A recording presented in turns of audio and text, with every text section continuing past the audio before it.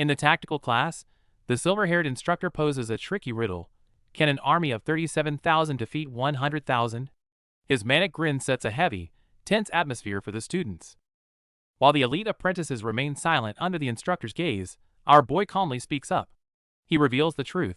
An army that knows its exact strength down to the last soldier is far superior to a disorganized mass. Impressed by the perfect answer, the instructor declares it a win. He reminds everyone that in this harsh world, knowledge is mightier than raw power, a core tenet of being a true knight. Just as the class settles, the instructor shifts the mood, warning the exhausted apprentices that tomorrow's official test will be far more brutal than anything they've faced today. The instructor grants our boy an exemption from basic drills as a reward for his insight. This sparks immediate shock among the other students, some of whom are already collapsing from exhaustion. Watching the weak boy get a pass, the other students are filled with envy and suspicion. Seeing even top-tier peers like Luz defeated by the training, the gap between the boy and his brother's reputation grows wider. But there's no room for kindness here. Violence erupts during a drill, leaving the class in shock as the reality of a knight's cruelty sets in. The scene ends with a chilling gaze and a hand obscuring the light, as if truth is being pulled into the shadows. Things spiral out of control in an instant. Before anyone can react, a brutal brawl breaks out. The sound of crushing bone is sickening as the silver-haired boy is pinned down, reeling from the impact. This isn't a drill, it's a slaughter. While some are launched into the air by devastating strikes, others are hammered into the ground. Amidst the carnage, our boy remains eerily calm and detached. The dust hasn't even settled before infighting begins. The guy in glasses is livid, grabbing our boy by the collar and screaming. He's furious that our boy just stood by while they got thrashed. Just in time, a dark-haired student steps in to stop the madness. He warns that another fight will get them all disqualified. With our boy's head pinned and the tension high, the aggressors are forced to back down.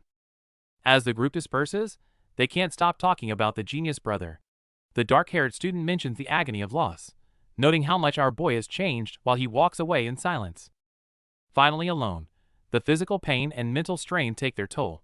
Our boy trembles, gasping for air as he stares at the wreckage, seeing lingering shadows dancing in the crimson glow of the sunset. The truth finally comes to light. Everyone believes he's the genius, Nijin, but the real Nijin died in that fire. The person here now is just the guilt-ridden younger brother, Najian, living a lie. This shocking truth struck our boy like a lightning bolt, leaving him full of shock and pain as he finally realized his brother was murdered.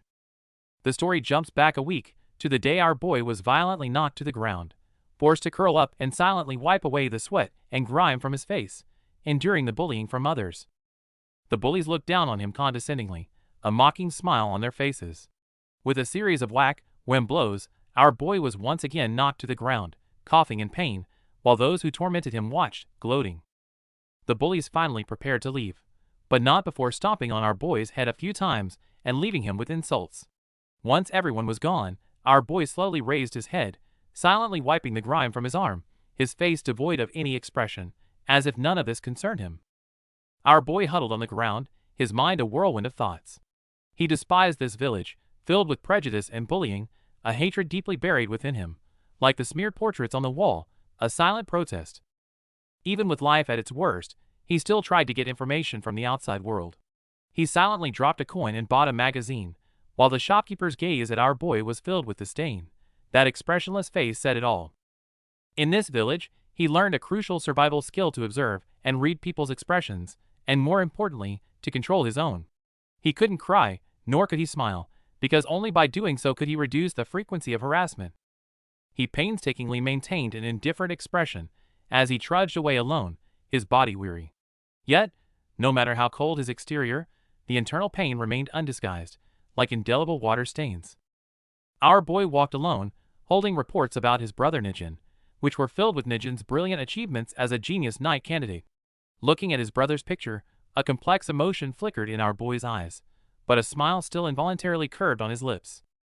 However, there were times even our boy couldn't control his expression. Hearing some shocking news, he widened his eyes and cried out in disbelief. Clearly, he was arguing with someone, protesting loudly that despite completing all his tasks, he was receiving unfair treatment. He argued emotionally, unable to understand why his pay had been cut by half or even more. What truth lies behind this argument, and who is this Lusian he mentioned? Life is tough for our boy. He's being exploited by a boss who schemes his pay, yet he has to swallow his anger and maintain a mask of apathy. In the eyes of the villagers, he's nothing more than the criminal who burned their home down years ago. Memories of the fire from a decade ago still sharpen his gaze.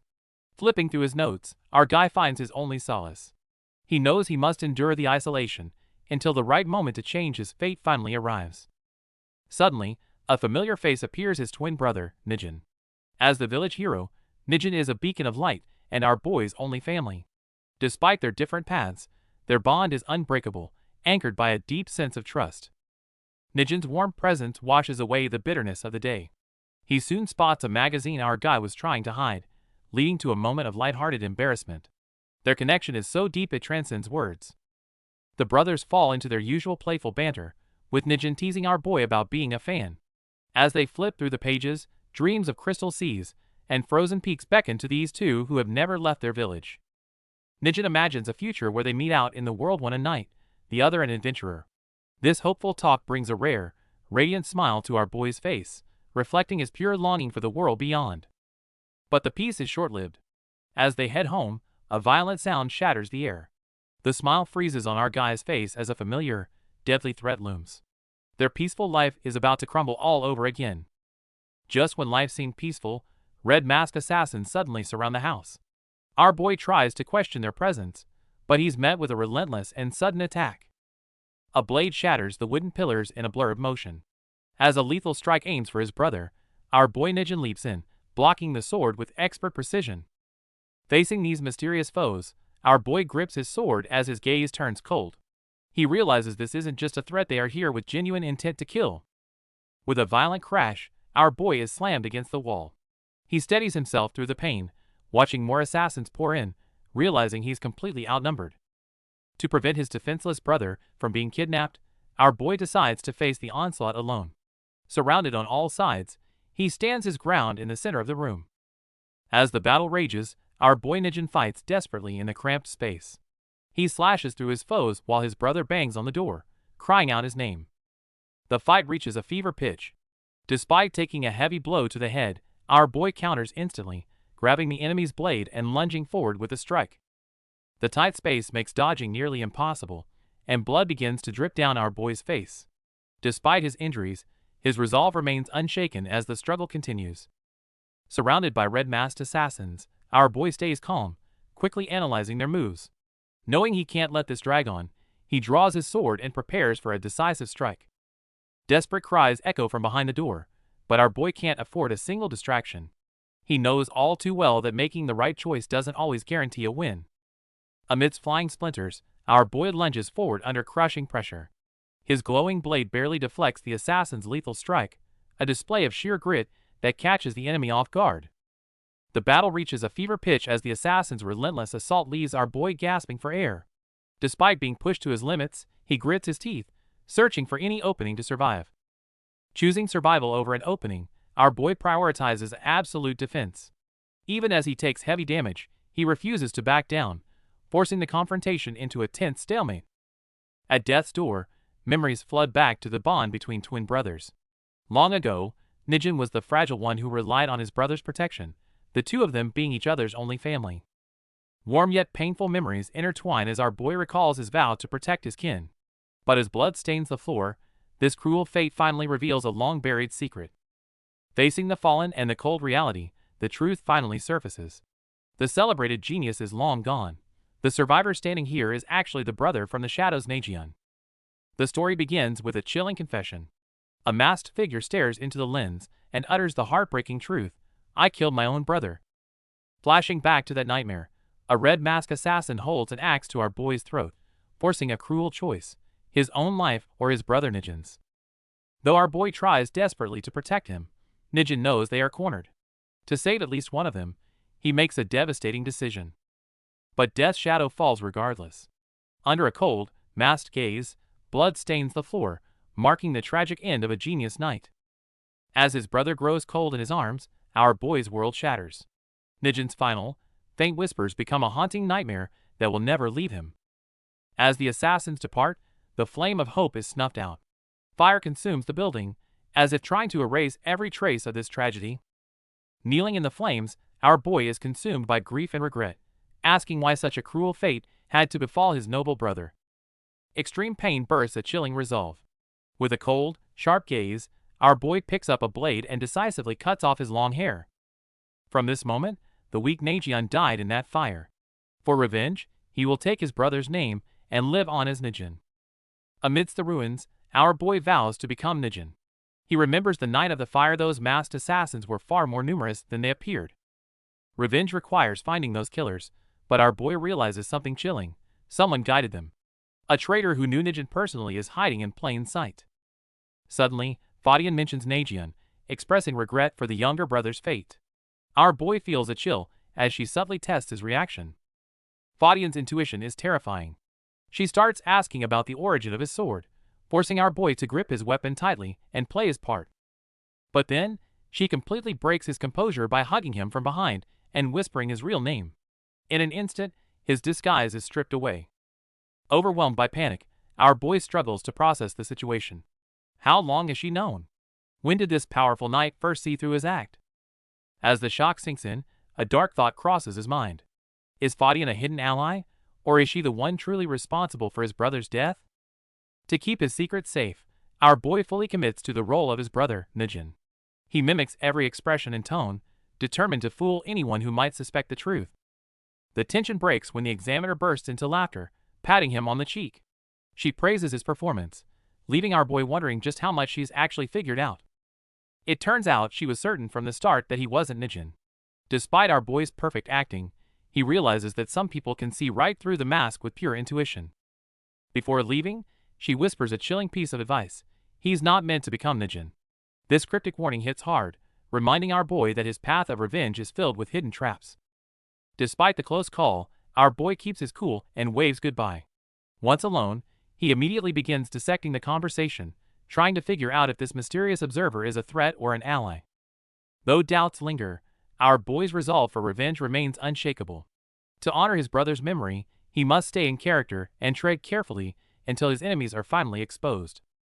Back at the training grounds, a new round of trials begins. As the instructor stomps down with overwhelming force, the atmosphere turns lethal, forcing all the apprentices to stay on high alert. Promotion to apprentice isn't just about honor, it's a death sentence for the unprepared. The instructor warns that they might actually die, a grim reality that our boy absorbs with silent intensity. With a formal announcement, the knight's apprenticeship exam officially begins. Our boy looks intense. He lacks his brother's raw power, but there's no turning back now. The examiner, Ludica, known as the Rosewood Fox, makes her entrance. Clutching her black umbrella with a cold gaze, her presence is so overwhelming that the apprentices begin to tremble in anticipation. Amidst the wait, a comrade's casual concern catches our boy off guard. He realizes that perfectly mimicking his genius brother is as much a psychological game as it is a physical one. Just then, Supervisor Fadian's cryptic warning echoes in his mind. You're not meant to become Nijin. Before he can process this, the examiner's next words plunge the room into a dead silence. The supervisor casually drops a bombshell. His job is to step in before the examiner accidentally kills a student. It's meant to be reassuring, but it only confirms that this test is a lethal combat scenario. The true goal is finally revealed: defeat a knight. Ludica slams down, shattering the ground with sheer force. She sneers at the trembling rookies, her murderous intent filling the entire space. Facing an impossible task, everyone stands frozen. Ludica mockingly asks who's brave enough to step up first. It seems our boy's path to revenge has started with a literal trial by fire. The examiner makes it clear. The female knight before them is on a whole different level. Even 10 apprentices wouldn't stand a chance, leaving everyone paralyzed by her overwhelming presence. Staring down his opponent, our boy knows a head-on fight is suicide. To get his revenge, he must stay calm and find a loophole in this seemingly impossible trial. Day 1 ends in a total rout, with the apprentices scattered and broken. As they lie defeated, the white-haired examiner doesn't hold back, mocking their pathetic lack of strength. Exhausted and defeated, the group trudges back at the end of the day. However, not everyone is happy with our boy's passive approach, and he's quickly confronted for just standing by. Desperate for a way out, the teammates turn to our boy for an analysis. But against such raw power, even his tactical mind struggles to find an immediate weakness to exploit. Our boy suggests a pragmatic surprise attack, But his dishonorable plan is immediately shut down by Tyr, who insists on winning through a fair and square fight. Day 2 arrives, and the apprentices regroup with a new game plan. With a signal from our boy, they launch a coordinated assault, determined to prove their worth in battle.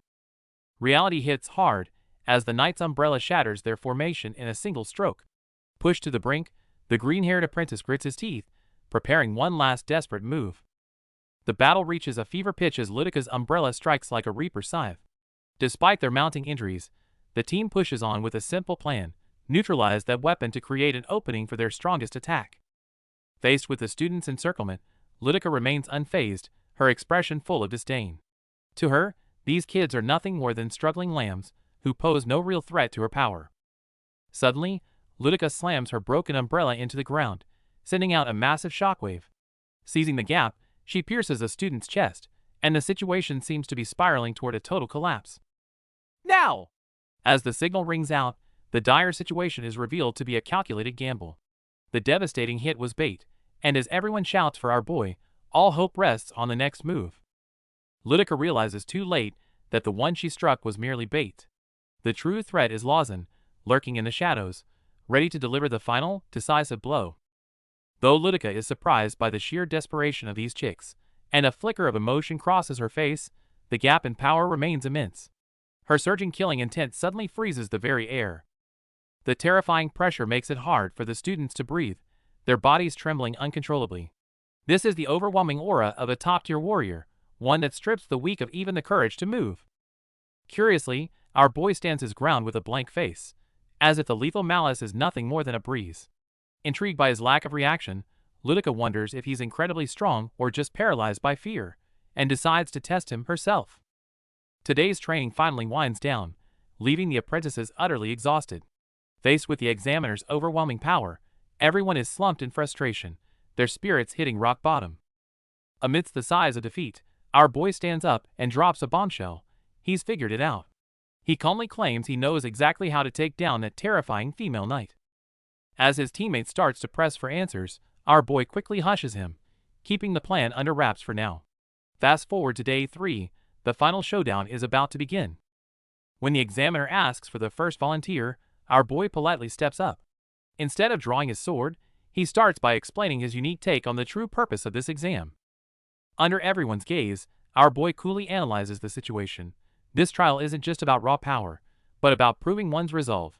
His insight leaves everyone around him completely stunned. He knows Lydica is the type who gets deadlier the angrier she gets. As sweat beads down, the tension thickens. Even without weapons drawn, his psychological play has frozen the air. In an instant, the examiner's gaze shifts. Sensing the chilling killing intent, our boy's pupils shrink as he screams for his shocked teammates to stay focused and not freeze up. Here she comes! Before anyone can react, the examiner strikes from the air like a blur. Faced with that suffocating speed, our boy's grand plan faces its ultimate test. The battle turns chaotic instantly as Lydica unleashes her overwhelming power. With a single move, the apprentices are sent flying, some so suppressed by the sheer force that they can't even open their eyes, struggling to track her blue blur. Facing such a monster, everyone knows a direct head-on fight is suicide. Just as morale wavers, our boy stays calm and reaffirms the core plan. Everyone must cooperate to create a single opening for Lawson to land his mark. Lydica is completely off guard only because she's certain these apprentices are paralyzed by her murderous aura. However, our boy plans to exploit this arrogance, counting down the seconds to strike the moment she's most relaxed. In this life-or-death gamble, our boy calmly reassures his comrades, saying it's alright.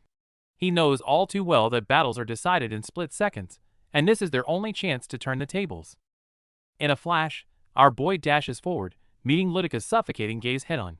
The overwhelming pressure that freezes others doesn't affect him at all, and his fearless stare catches even Lydica by surprise. Lydica finally realizes our boy is the true wild card and starts getting serious, prepping her most powerful attack to end it all.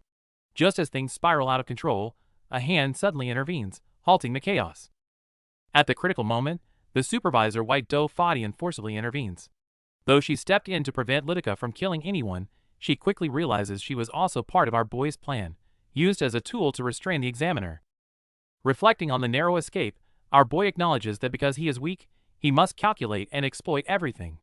This David and Goliath gamble ends for now, but his true path to revenge has only just begun.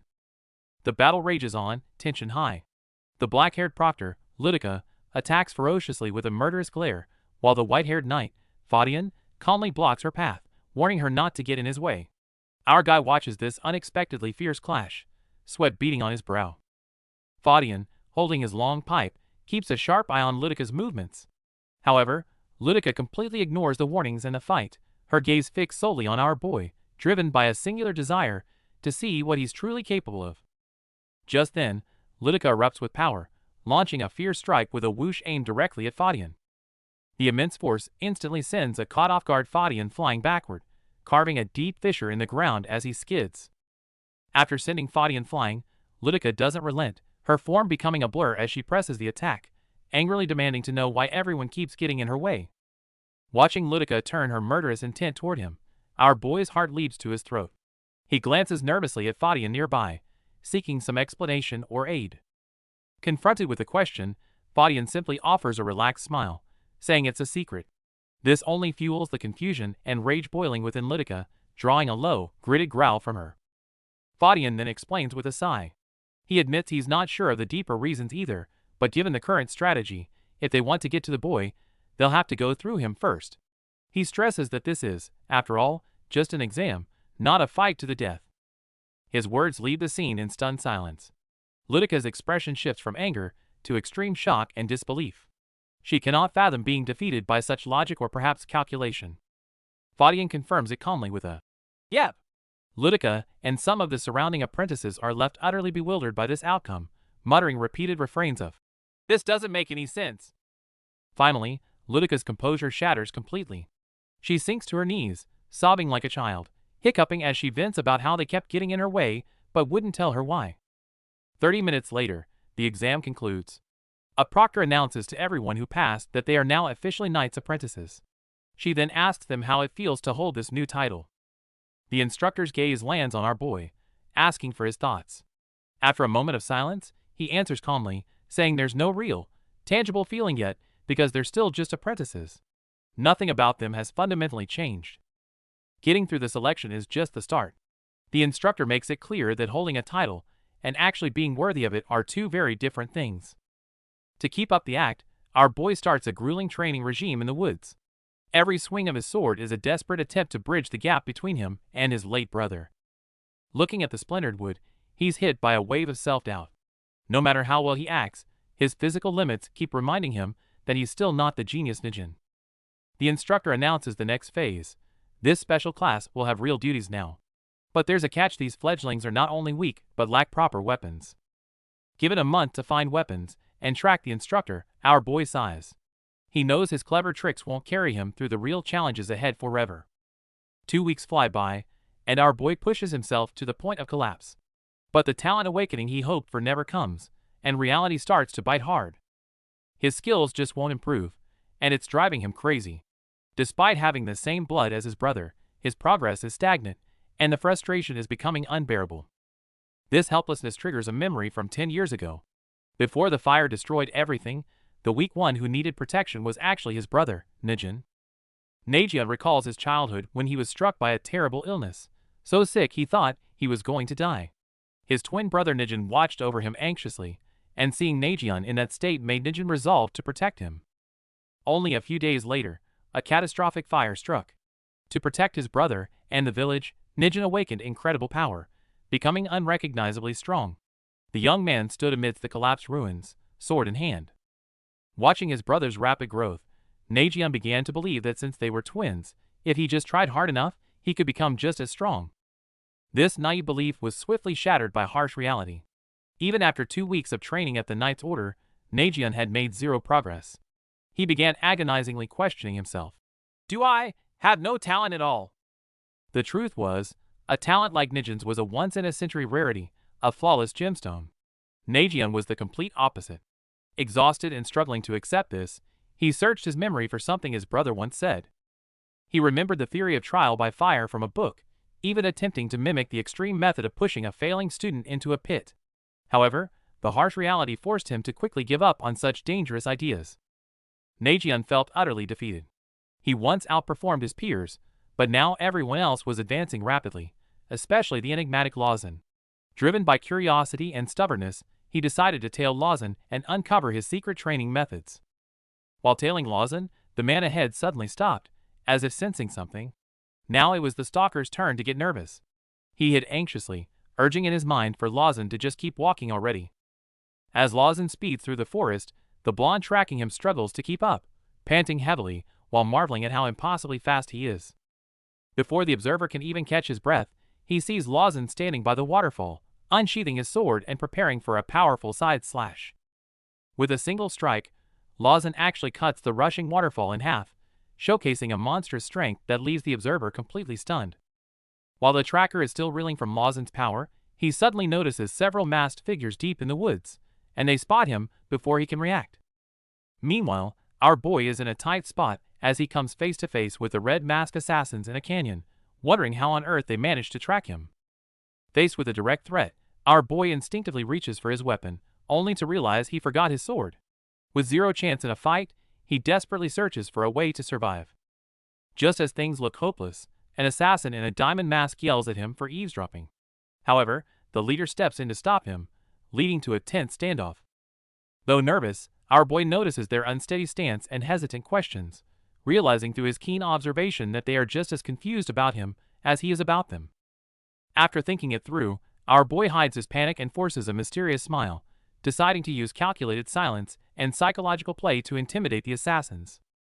As the masked bandits move in, their leader realizes it was all a trap. Even though our boy is unarmed, his calculated bluff has successfully forced the assassins to hesitate and retreat. The trap was actually a brilliant bluff by our boy. Knowing the assassins would rely on their gut feelings, he acted the part perfectly.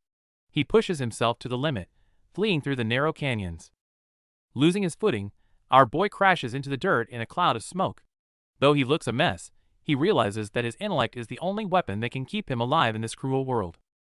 As the dust settles, our boy runs straight into Lawson.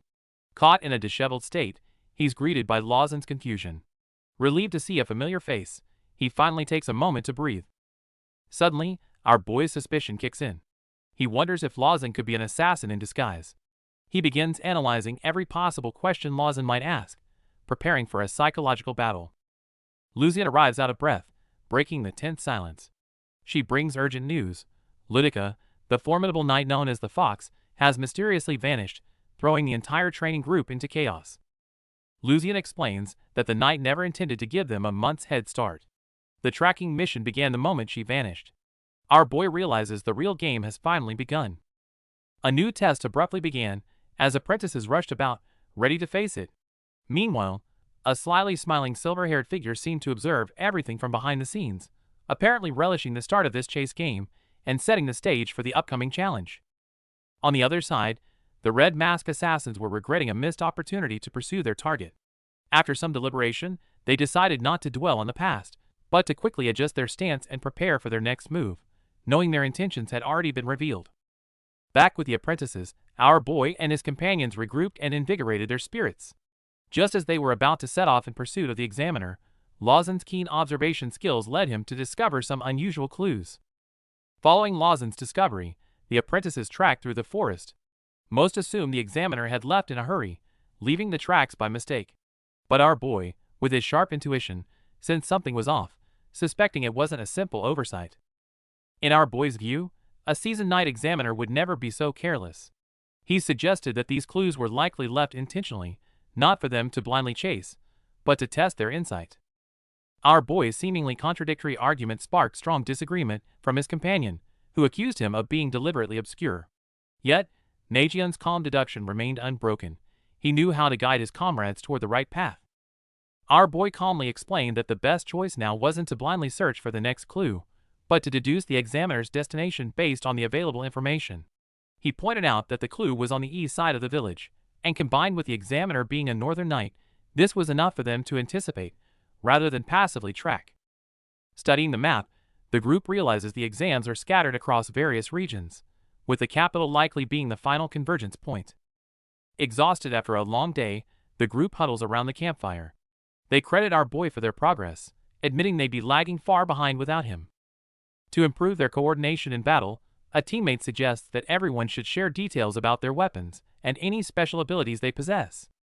The teammates take turns showcasing their gear, ranging from sturdy long swords to daggers capable of emitting sunlight, each revealing their unique combat style. When it's finally our boy's turn, he lowers his head and drops a bombshell. He admits that he is currently too weak to fight. He claims that trauma causes his body to freeze up during battle. This calculated confession successfully gains his teammates' sympathy and builds a strategic layer of trust. Observing the shocked and pitying looks on their faces, our boy knows his plan is working. His perceived weakness is actually his most potent bait. As night watch begins, a friend tells him to stay safe. But just as our boy is left alone in the silence, footsteps approach from the darkness behind him. In the quiet of the woods, Luz finally drops his act. Fixing a cold stare on our boy, he reveals the secret Nagion has been hiding. "You aren't Nagion. You're Nagion, aren't you?" Our boy's heart sinks as he realizes his disguise was useless against someone who knew the truth of that day. However, this was all part of his plan, a dangerous gamble to use himself as bait. Luz took the bait exactly as expected. As they face off in the woods, the tension is suffocating. Our boy reaches for his sword, wondering if Luz is the diamond mask assassin he's been hunting. Even with cold sweat pouring down, our boy tries to maintain his poker face. But Luz just scoffs. He's certain the man before him isn't the genius brother, but a weak imposter. Luz drops the talk and reveals his true colors. To him, the current Nagion is nothing more than a lamb to the slaughter, and he makes his objective clear. He's here to finish the job. To our boy's horror, the Luz who used to faint during training was just playing weak. His sudden, overwhelming lethal aura catches Nagion off guard, leaving him struggling just to breathe. Luz roars with malice, threatening to slit his throat. Hearing these hateful words, our boy's mind races. Could this guy really be connected to the masked assassins from years ago? Staring into Luz's crazed eyes, our boy realizes something crucial. Luz's hatred is actually directed at Nagion. This revenge plot just got a whole lot more complicated than he ever imagined. Our boy realizes that Luz hasn't figured out his true identity just yet. Despite the villain's taunts that his brother's legacy is nothing but ash, he remains remarkably composed. This contempt ignites a quiet, burning rage within him. He vows that he isn't mere ash, but a lingering ember destined to rage on and incinerate every last one of them. Luz continues his mockery, but the talk ends as a fierce struggle breaks out. The opponent moves with lethal agility through the forest, creating a whirlwind of high-speed strikes. In the chaos, Tyr is struck down, sending a chill through the group. It's at this critical moment that Luz drops a bombshell, accusing our boy of being an imposter. Luz rages on, desperate to tear away our boy's mask. He shouts that the genius standing before them is a liar, leaving everyone stunned by the sheer weight of the accusation. Facing the exposure, our boy puts on a masterclass in acting. He puts on a display of pure heartbreak, using the villain's aggression to win the group's sympathy instead.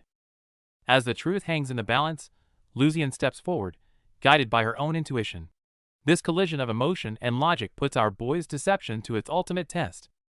Our boy's greatest weapon isn't raw power, but his uncanny ability to manipulate reality and make everyone around him believe his lies. When a battered Nagion reappears, the masked assassins are thrown into a panic. They're starting to doubt their own eyes. Did they actually kill the right brother? The assassins argue in the shadows, certain they finished Nagion off, yet unable to explain the person standing before them. This confusion is exactly what our boy calculated. Sensing the danger of the surrounding knights, the assassins decide to retreat. The mystery of the Child of Fire is too volatile, and acting now would jeopardize their larger conspiracy. As the assassins flee, Luz's shock betrays him. Our boy catches the slip instantly, realizing that the traitor behind the mask is hiding in plain sight among them. Cornered by his comrades, Luz begins to spiral.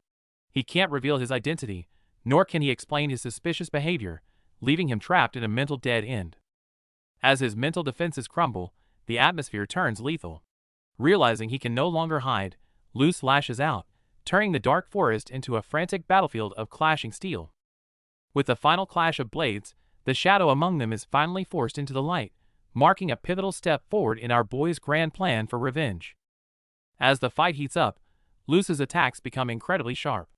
Even though he claims to be a novice, he fights with a terrifying intensity, as if every battle is a duel to the death. The tension reaches a breaking point as Luz warns his opponent to be ready for death. However, he suddenly retreats into the shadows, leaving behind nothing but a mocking farewell. With Luz gone, only a cracked dagger remains lodged in the ground. Our boy stares at the weapon, realizing that this dangerous wild card has successfully masked his trail. The remaining 3 decide to continue their mission without Luz. Surprisingly, Lucian, who usually can't stand him, awkwardly checks in on our boy, telling him to keep his head up. Our boy reflects on their group dynamic, noting that Lucian's posse wasn't actually close. While Luz was a sadistic bully, Lucian's fiery hatred for him stems from a much deeper trauma. It turns out Lucian's father was the only casualty in the fire 10 years ago. A crushing weight of guilt haunts our boy, not for causing the death, but for being too weak to save him. While the group is mired in their emotions, a new threat emerges on the continent's east coast. A mysterious boat lands, and a figure in a skull mask steps onto the shore. The scene shifts to the Knights Apprentices on a field operation. In a rocky valley, a blonde-haired apprentice addresses the other 3, outlining the mission: search the area for clues and regroup in 1 hour. To motivate the group, the blonde leader proposes that whoever finds a clue gets to skip night watch. No sooner said than done, he bursts into action, moving so fast he becomes a blur. Not long after, however, the blonde leader is already exhausted, slumping on a rock. He sighs with relief internally, thinking that since the diamond-masked assassin Luz, who attacked him earlier, was disliked by all, his death didn't cause much trouble, a fortunate turn of events. But our boy Nagyun, posing as his brother Nijin, soon realizes a more serious issue. If even someone like Luz was a mole for the masked bandits, might there be more hidden among them? He quickly dismisses this thought, especially remembering that the one who blocked the attack for him was Nijin. For him, the real and pressing trouble is himself. Luz was far stronger than he anticipated, and he himself is much weaker than expected. While the gap between him and his peers isn't insurmountable, there seems to be one particular kind of gap he can never close. The pressure of this realization bears down on Nagyun, and he clutches his face in frustration. He knows he must find a way to overcome this fundamental gap somehow. The only silver lining is that, by his calculations, he has bought himself a little bit of breathing room. Meanwhile, somewhere in the forest, another masked assassin lurking in the shadows reports his failure to a comrade. However, he claims he did learn something from the encounter. The assassin states with certainty that the apprentice named Nijin is actually their target, Nagyun. Hearing this, his companion becomes agitated, insisting they should strike now and wipe out these unprotected apprentices. But the calmer leader of the assassins vetoes the idea, stating it's too risky as long as that guy is around. They decide not to act recklessly for now, and will put Nagyun on the back burner. Hiding in a crevice, Nagyun senses their hesitation. He knows the time he's bought is precious, and he must devise a countermeasure quickly. Just then, a green-haired apprentice jumps in front of him, shouting excitedly about being the first back and shocked at how fast Nijin was. Soon after, the other apprentices regroup. A dark-haired apprentice calls for reports on their findings. The hot-tempered Lucian speaks up first, stating with some annoyance that she found nothing in her assigned section. Lucian suddenly voices an objection to the plan. She points out that our boy might not be the powerhouse he used to be, questioning if he should still be calling the shots. The air gets tense, but our boy calmly suggests Lucian lead the way instead. This clever move de-escalates the conflict and prompts her to share the vital intel she's found. With everyone on the same page, the group sets off. As they crest the ridge, they are met with the sight of a desolate and ruined village standing in eerie silence. Looking at the fresh destruction, it's clear the attack happened recently. Our boy decides they should split up to search the ruins for survivors or any clues left behind. Lucian catches a movement in the debris and draws her weapon, only to find a wounded, pink-haired girl hiding in a doorway, desperately pleading for help. Ignoring her own pain, the girl begs them to save the other villagers. Her plea sparks a fire in Lucian, who is horrified by the brutality inflicted on these people. Just then, the others shout out. They've found a deliberate marker left by a knight, suggesting that this tragedy might involve dark secrets from within the order. Our boy analyzes the evidence and realizes the culprits haven't been gone long. While comforting the girl, his mind is already racing to piece together the truth behind the attack. Just a few days ago, this peaceful village was brutally attacked, leaving homes destroyed and villagers kidnapped. As the survivors recount the horror, the gravity of the situation begins to weigh heavily on the group. Desperate and broken, the villagers beg our boy and the other apprentices for help. Seeing the trainees as their only hope, the survivors' emotional pleas put the group in a difficult moral position. Tyr insists on helping, arguing that ignoring those in need contradicts the very essence of being a knight. He believes their duty starts now, regardless of their status as mere apprentices. Looking at the professional level of destruction, the group realizes they might be outmatched. Some suggest tracking down Lady Fox first, hoping a real knight's intervention would be more effective. Our boy stays sharp, pointing out a chilling inconsistency. If Lady Fox passed through earlier, why didn't she stop the attack? He raises the haunting possibility that the enemy might surpass a knight's strength. Despite the risks, Tyr's resolve remains unshakable. He declares that a true knight helps those in need regardless of the odds, choosing his moral compass over the requirements of the trial. The group begins to split, with some heading off to find professional backup. All eyes turn to our boy, waiting to see which path he'll choose in this high-stakes decision. Contemplating what his brother would have done, our boy makes his move. He tracks the clues to a massive mountain cave where the real danger in his next move awaits. Despite the uncertainty ahead, our boy and his companion venture deep into the dark cave. They maintain a calm exterior, but every step echoes heavily in the eerie silence. Unbeknownst to them, a pair of sharp pink eyes watches from the trees. The mysterious figure seems disappointed with the trap, as only 2 people fell for it. The cave is massive and eerily quiet. Just as our boy notes the lack of presence, his eyes widen. A dark figure sits motionless at the end of the hall. Before our boy can even react, the shadow vanishes in a flash. The sheer speed of the opponent freezes the air, forcing our boy into a desperate defensive stance. After a brief clash, our boy's heart sinks. This opponent's presence is overwhelming, clearly on par with a knight and far beyond any ordinary bandit. In this crisis, our boy forces himself to strategize. The moment he recognizes that umbrella, the terrifying truth hits him. The Rosewood Fox is actually here. Outside the cave, the other apprentices decide to split up. Tyr and Lucian head off to find reinforcements, leaving our boy in the most dangerous spot. Despite having a plan, no one is confident against such a powerful foe. Lucian looks back at the cave with worry, hoping our boy's wits can pull off another miracle. In the dimly lit cave, our boy and Tyr find themselves cornered by a bandaged assassin. Tension thickens as the enemy demands to know their role in the village attack. Knowing he stands no chance in a direct fight, our boy starts calculating. Their only hope lies in Tyr's tactical skills, and that weapon capable of a blinding flash. Before a plan can form, the assassin lunges with lethal speed.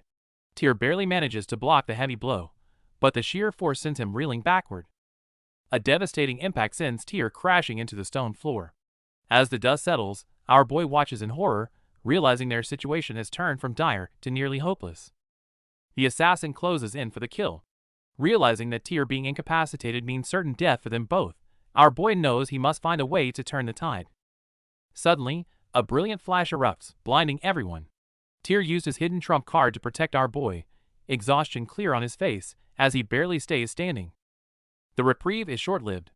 Tyr's weapon is spent, and the assassin's sight is returning. With a cold sneer, the enemy prepares a final, sweeping strike to end it all. The bandage-wrapped figure shattered whatever was in front of them with a mighty punch, leaving the gray-haired recruit wide-eyed with horror. The enemy followed up with a brutal overhead slash, instantly striking down one of our guy's companions, leaving him groaning and immobile on the ground. Witnessing their comrade fall, the green-haired recruit angrily declared, "We decided to come with you," but understood the dire situation they might already be failing the test. Facing the overwhelming foe, the fight reached a stalemate. Tyr admitted he was nearing his limit, but our guy calmly stated they'd have to find a way out on their own. The masked enemy attacked again. Moving with blinding speed, it landed a numbing blow on a recruit who tried to block. Facing an enemy with knight-like strength and speed, Tyr warned them a single error could mean defeat. Yet, our guy began to analyze a pattern in the foe's movements. He loudly pressed Tyr for his true condition, emphasizing this was strategy, not pride. Finally, Tyr confessed he was truly spent and could barely move. Confirming Tyr was out, our boy told his remaining allies, "Tyr's hurt. We have to do this on our own now." Despite their nerves, the 3 prepared to follow his lead. The 3 spread out to engage the enemy. The bandaged opponent showed even more terrifying power, effortlessly lifting a huge boulder and swinging it with devastating force. Cornered by 2 attackers from both sides, our guy is forced into a narrow space among the rubble. It dawns on him that their objective isn't to kill him outright, but to trap and surround him completely. The clash begins just as he raises his guard. A 4th assailant launches a swift strike from behind, the air whistling with the force of the attack. Under the combined assault, Our masked protagonist calmly weathers the blows while swiftly analyzing his opponent's tactics and true intentions. Bracing himself against a massive rock, he realizes his enemies don't just have numbers, they're deliberately herding him into terrain where his mobility is severely limited. But just as one of the attackers gloats and demands to know what plan he could possibly have left, our guy's lips curve slightly upward beneath his bandages. That fleeting, cold smile heralds a sudden, fierce counterattack that instantly shatters their formation. The tide of battle begins to turn. He capitalizes on a tiny gap in their teamwork, a single, blindingly fast thrust that completely reverses the offensive and defensive positions. Amid the chaos, a recollection flashes through his mind. No one has never told a lie. A masterful liar makes their fiction accepted as truth by others. And in the very moment his opponents waver, tricked by the flaws he deliberately showed, the very lies he spun are transformed into a decisive, lethal move.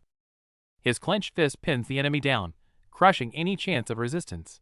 He hasn't grown stronger, he merely made everyone believe he was.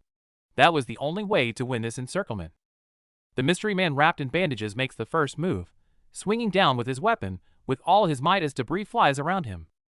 His black-haired counterpart reacts quickly, ducking under the attack and using the momentum to send the attacker crashing to the ground. Without hesitation, he follows up with a forceful stomp, driving his long sword into the ground, the impact cracking the floor with a flash of light. The burst of effort takes its toll, leaving him panting and admitting he's not used to such intensity. Meanwhile, the bandaged man seems to regain his composure. The fierce clash subsides, leaving the arena in shambles. Gazing at the panting young knight apprentices before him, their fighting spirit reminds the bandaged man of his own past. To their surprise, he extends an unexpected invitation, offering these promising youths a chance to choose to work for him instead. But this choice carries a grave risk.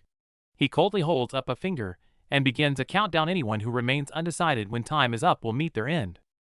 1. He utters the first number, and the atmosphere freezes. The gray-haired apprentice painfully realizes their weakness leaves no good options, while Lucian, on the other hand, has already drawn her sword, having made her choice. Though another dark-haired apprentice is terrified of dying, his knight's conviction ultimately overrides his fear. With a furious shout, he declares their chosen path is to bring this man before them down. 3. At the very moment the bandaged man utters the final number, Lucian leads the charge in a desperate, all-out assault. But the bandaged man's reaction is lightning fast. The blonde apprentice barely catches a glimpse of a blur before the man swings his large, umbrella-like weapon, perfectly parrying the strike. The atmosphere at the assessment is heavy, as the examiners are clearly unsatisfied. To them, although the apprentices won, the way they did it was far from acceptable. Faced with this controversy, the examiner decides to set a higher bar. His stance is firm. Anyone who fails to meet his standards will be sent home without mercy. As the battle settles and the exhausted apprentices rest, Ludica appears. She acknowledges their tactics, but quickly adds how disappointed she is, putting everyone back on edge.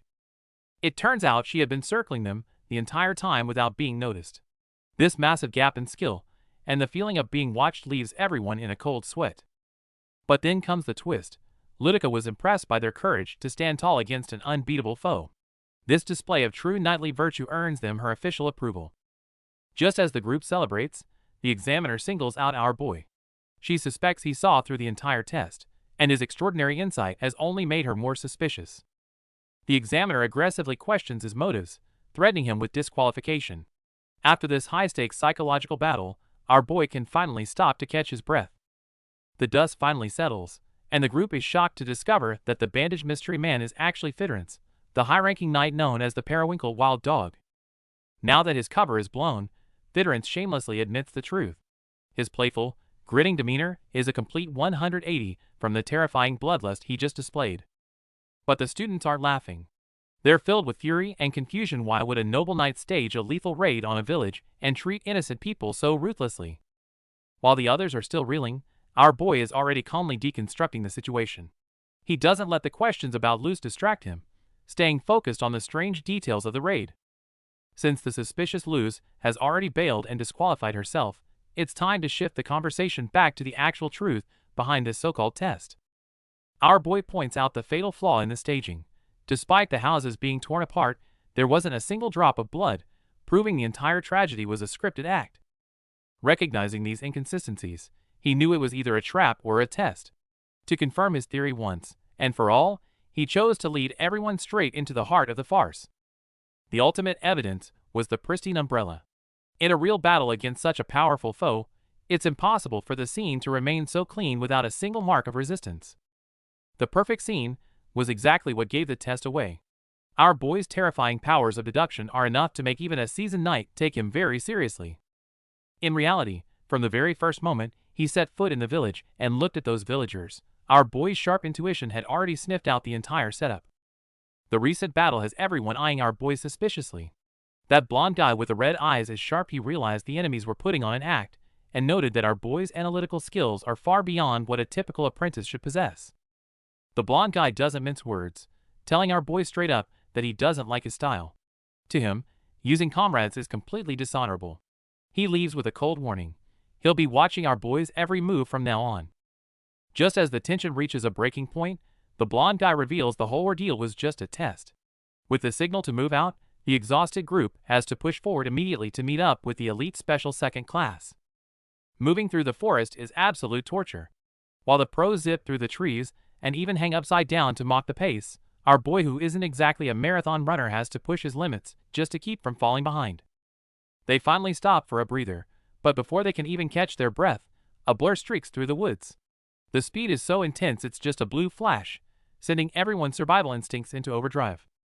As the mysterious figure dashes in, the blonde guy immediately braces for a fight, wondering if the masked assassins are back for more. The sheer force of the movement kicks up dust, moving faster than the eye can track. But the attack never comes. Instead, a blue-haired girl lands gracefully and greets our boy with pure excitement. From her warm tone, it's clear she's a very close acquaintance of the real ninja, maybe even an old friend. Our boy tries to keep his cool, but internally, he's panicking. He has absolutely no intel on who this girl is. The sudden threat of having his cover blown by someone who actually knows his brother is the ultimate nightmare scenario.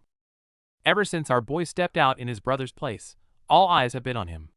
Apprentices from every region are whispering, trying to size up this supposed genius. Faced with skeptical glares from all sides, our guy keeps his cool outwardly, though the pressure is mounting. One slip-up, and his entire cover is blown. To avoid suspicion, our boy takes a deep breath and decides to channel his brother's signature sass. He figures a little arrogance is the best way to play the part. But then Marcia drops a bombshell, bringing up an old promise to raise the strongest heirs together. The news sends shockwaves through the crowd of eavesdropping apprentices. Our boy plays it ice cold, flatly denying any memory of the promise.